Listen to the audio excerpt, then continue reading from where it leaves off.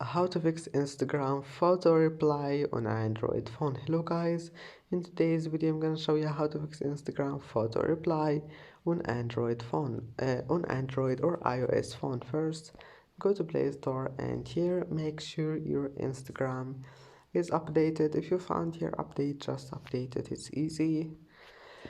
Then go back, restart your phone and try again, and if that doesn't fix your problem, now go to settings, this one for Android phones,